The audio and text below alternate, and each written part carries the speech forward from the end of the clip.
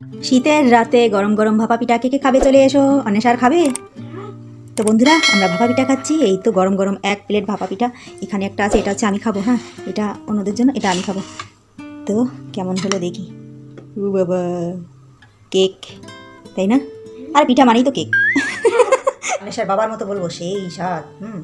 না কেউ দি, সেই স্বাদ। দারুণ খেতে, নরম তুলতুলে। Cake fail. খাবা না,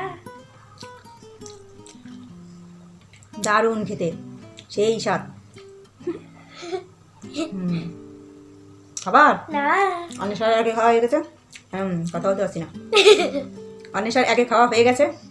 অন্বেষার বাবা এখনো আসেনি, তাই ও খায়নি। এলে খাবে যদি থাকে, ঠিক আছে। আগে আমি খেয়ে নিই, আমি আগে বানিয়েছি, আমি খাই।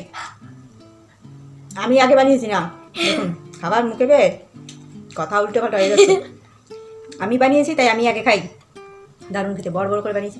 নিজে বানাবো, নিজে তো দোকানের কিনা না, তাই না? দোকানে তো শক্ত শক্ত হয়, শক্ত শক্ত বানায়। শীতের সময় এই লোভনীয় খাবারটা কেউ কিন্তু মিস করবেন না বন্ধুরা। সবাই যে যা পারেন ঝটপট বানিয়ে খান, তা না হলে কিন্তু মিস করে যাবেন। কারণ এখন যা দিনকাল পড়েছে, গরমের সময় শীত আর শীতের সময় গরম। এই পিঠা কিন্তু শীতের সময় ভালো লাগে, শীতের সময় ছাড়া কিন্তু ভালো লাগে না, তাই না বাবা? শীতের সময় এই ভাপা পিঠা ভালো লাগে, তা না হলে অন্য কোনো সময় বেশি ভালো লাগে না। মানে সেই স্বাদ টেস্ট আর আসে না। তো দেখুন আমার পিঠাটা কত সুন্দর হয়েছে, দারুণ। কিন্তু কোনো কথা না, শুধু খাবো, ঠিক আছে? কথা বলবো না তো, কথা তো বলেই যাচ্ছে। আমার পিঠাটা কিন্তু দারুণ হয়েছে, একেবারে কেকের মতো নরম তুলতুলে। আর সকাল অবধি এরকম নরম তুলতুলেই থাকবে, কারণ এর ভিতরে আমি একটু ময়দা অ্যাড করেছি তার জন্য। এটা শুধু চাউলের গুঁড়ির পিঠা না কিন্তু। হ্যাঁ, প্রথমত এটা সিদ্ধ চাউলের গুঁড়ি, সিদ্ধ চাল অ্যান্ড আলো চাল দুটোই আছে এর ভিতরে। আর তারপরে হচ্ছে আমি একটু ময়দা মিক্স করেছি, তার জন্য হচ্ছে নরম হয়েছে পিঠাটা।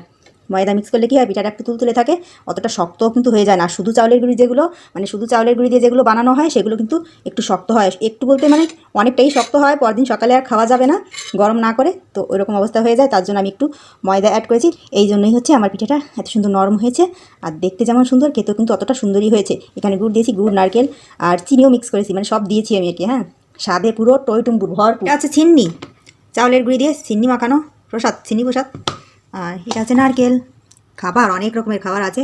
এটা হচ্ছে ফেনা ভাত, ফেনা ভাত, ফেনা ভাত চেনো? আর এটা তো আমার কাছে, আমার মা এখন কম্বল গায়ে দিয়ে সপাসপ খাচ্ছে।